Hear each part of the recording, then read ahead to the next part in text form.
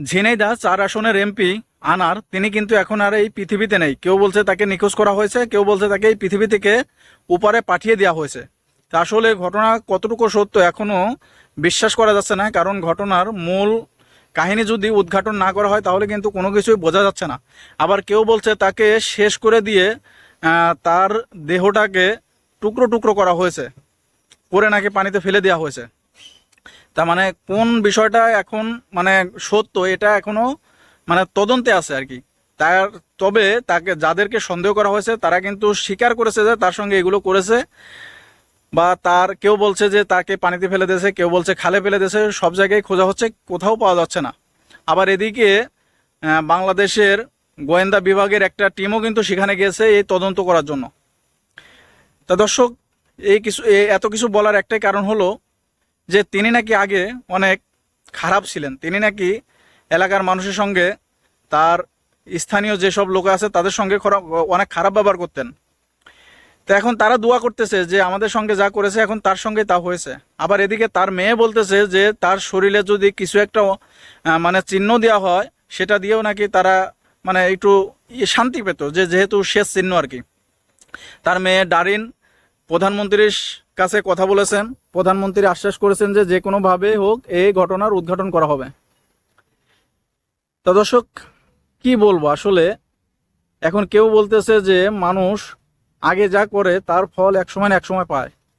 কেউ এহকালে পায়, কেউ এহকালে পায়, কেউ পরকালে পায়। তা সে নাকি এহকালেই পেয়েছে, কারণ সে যাদের সঙ্গে মানে ব্যবসা করতো আর কি, অনেক টাকার ব্যবসা, স্বর্ণের ব্যবসা, নাকি তারা নাকি এই ঘটনা ঘটিয়েছে। আবার এদিকে খুলনার একটা ছেলে, তিনি গত 1.5 বছর ধরে নিখোঁজ। তিনি নাকি কলকাতায় ছিলেন, তিনি নাকি এই কাজের সঙ্গে জড়িত। তাকেও গ্রেপ্তার করা হয়েছে জিহাদ। তিনি এখন বিভিন্ন জায়গায় নিয়ে যাচ্ছেন প্রশাসনের লোকদেরকে, দেখাচ্ছেন যে এখানে ফেলা হয়েছে ওখানে ফেলা হয়েছে, কিন্তু কোথাও খুঁজে পাওয়া যাচ্ছে না। তো দর্শক, ভিডিওটি করার ইচ্ছা ছিল না, তারপরেও করলাম। যে মানুষ যদি কারোর সঙ্গে অন্যায় করে থাকে, কারো সঙ্গে কোনো কিছু করে থাকে, সেটার ফল কিন্তু তার ভোগ করতেই হবে, সে এহকাল হোক পরকাল হোক। তা সে যেহেতু এরকম কাজ করেছে, তার কিছু না কিছু হয়েছে, কারণ অবশ্যই যদি কিছু না কিছু না হতো সে বের হতো, কিন্তু তার তো আর নেই, তার কোনো চিহ্নই তো নেই। তার এলাকায় নাকি একটা দ্বাদশ শ্রেণী পরে সেই ছেলে নাকি তার পাও ধরে বলেছিল যে আমার এবারকের মতন ছেড়ে দেন, আমি আর কোনোদিন আপনাদের কথার অবাধ্য হব না। তাও তাকে নাকি ছাড়া হয়েছিল না। এখন তার বাবা মা, সেই ছেলের পরিবারের লোকজন নাকি দোয়া করতেছে যে আল্লাহ বিচার করে দেন, ছাড় দেন, কিন্তু ছেড়ে দেন না। আর এই ঘটনার পরিপ্রেক্ষিতে আরেকটা মেয়েকে ধরা হয়েছে, শিলাস্তি নাম। তিনিও নাকি যেই বাসায় বা যেই ফ্ল্যাটে এই ঘটনা হয়েছে সেই ফ্ল্যাটে ছিলেন।